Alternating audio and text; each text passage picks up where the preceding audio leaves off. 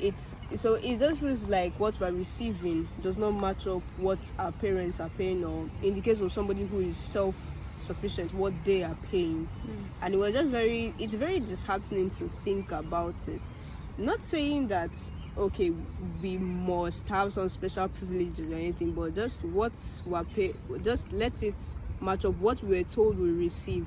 Give an example. Like, okay, I've already mentioned the electricity. We're told we have 24/7.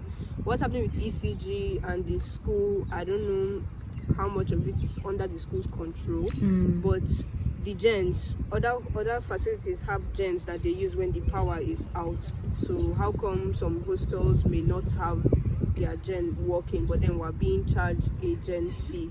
How much do you pay for school fees? Because you keep saying you pay so much. I want to know. Okay.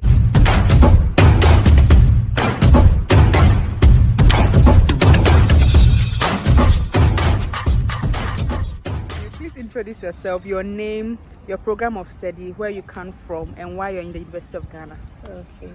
My name is Oyan Bawo. Okay. I study biomedical engineering. I'm from Nigeria. I came to University of Ghana because I heard of how good it is and how diverse their courses are. And is it true?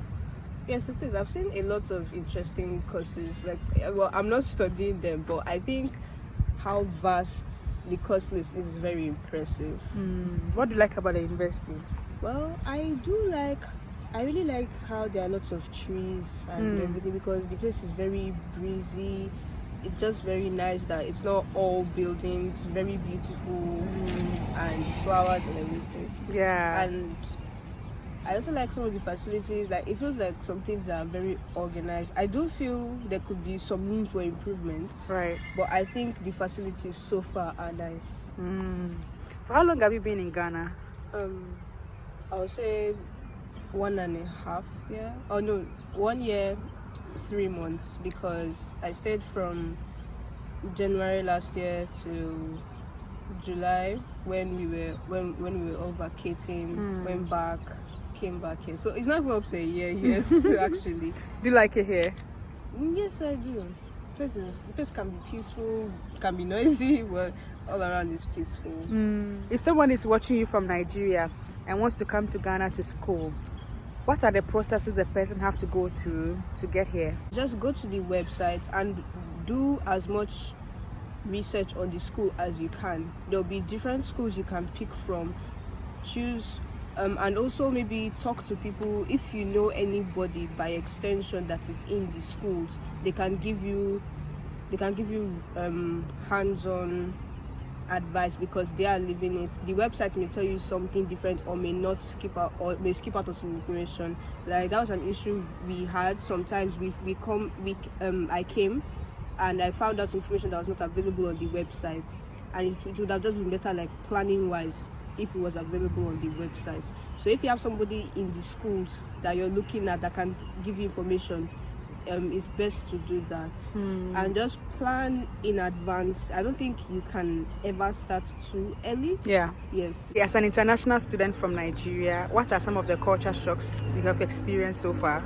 Well, I've had a few, but the only one I can really remember is how the adults, like the staff, you can just call them by their first name, depending on the person. Lecturers, they usually prefer to go by the Mr. or Professor or Doctor, but for the clerk staff that I know personally in some offices, they prefer to just be called by their first name.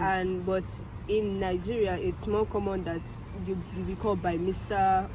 or Mrs. or whatever your title is at that point in time. I see. So it was actually it was a bit shocking. Last year, everybody who was around last year will remember this. We had a lot in 2022. We had a lot of, like, water issues. Wow. And it took a while for it to solve. Although I know some hostels still have water issues. So that even adds to it, like, how come it's not getting solved quickly? At least it's solved now. It's just that now we have hard water, and I've heard that some hostels have hard water, some hostels don't have hard water. some people, like now I have sensitive skin, so it was affecting me. It does not affect me too much now, but it can be a bit unhealthy depending on who you are. I've already mentioned planning. So sometimes they'll say you need to do something or you need to pay a fee, but you were not informed of it at first.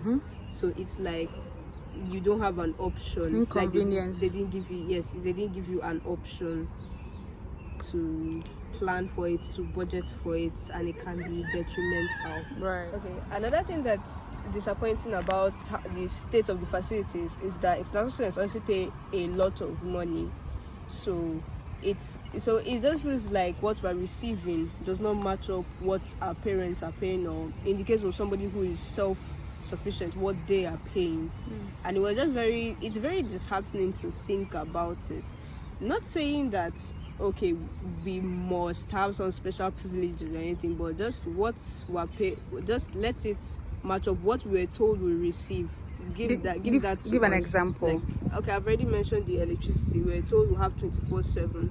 What's happening with ECG and the school? I don't know how much of it is under the school's control, but the gens, other facilities have gens that they use when the power is out. So how come some hostels may not have their gen working, but then we're being charged a gen fee? It does not. I'm so surprised because I know international hostels, like your treatment is so different from us. It's not different. How? What's Because I thought you guys are living the life. Everything works for you guys. There's always electricity, water. No, you mentioned the water and the electricity. Wi-Fi is another issue, but I think that's a school-wide thing. Really? Because a lot of people complain of how there can be no network. In diaspora, they have the issue of how there will be routers in some places and routers unavailable in other parts of the hostels. And even when I go to my school of engineering, I don't know, last year I think the students' Wi-Fi was better, but now it barely connects to my phone. When it connects to my phone, it's even better if I use my data rather than rely on the Wi-Fi. And even in some other places too where you may be able to study, the Wi-Fi is not that good. Sometimes it connects to my phone, but does not connect to my laptop per se. And I'll need to get things from my laptop. It can be frustrating. Yes, it can be very frustrating. Thankfully, in my room, at least it's a bit stable, but it can be very unstable. When it connects, but at the same time, 5 minutes out, 5 minutes I'm working, it will disconnect. I have to wait for it to connect again. Although I can leave my room, but then there's a case of what if I need something that's maybe on my desk table to study, and for the things I need to do, data can be very expensive to use for my laptop. So the lack of Wi-Fi can affect people's studies and how they've not handled it. I keep hearing that it's because of the number of people that are on the network. But if that's the case, can they do something so that it will be sufficient for everybody? And I hear it's still bad in some other hostels. It's only in the private hostels where they subscribe to their own Wi-Fi that things are. How much do you pay for school fees? Because you keep saying you pay so much. I want to know. Depends on the course. But let's say that most international students paying thousands of dollars. All fees, it depends on your room. But because the only rooms available in international students are double in a room and single in a room, at least for international students.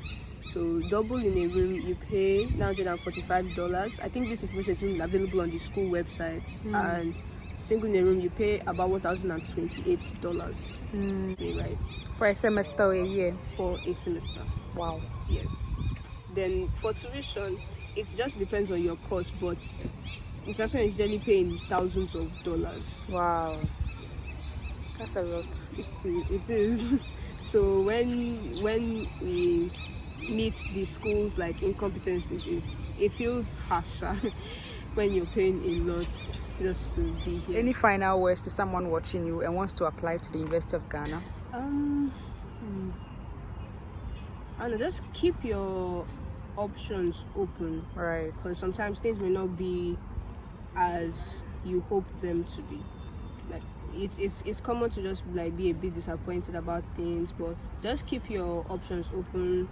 There can be schools that may fit you better or more up your alley, so you can keep your options wide. And also, I won't lie, sometimes the treatment of students, it just doesn't seem as nice. Okay. Yeah, Is it to foreign students? Or I don't know if that's for instance specifically, but I won't say that my experience has been completely pleasant. Oh wow. So if the university management is watching you, or your hall master is watching you, what do you have to tell them? I just hope that they can listen to students, do something about it, because now I know the issues I have in my hostel, some also exist in some other hostels as well, traditional hostels. I just hope that they can listen to students and improve on the facilities provided, because students are paying a lot to be able to be here, and we just hope that things will be convenient for us to do our studies smoothly. Okay. Yes, I believe that's one. Thank you so much for your time. Thank you. It was very nice meeting you. Thank you.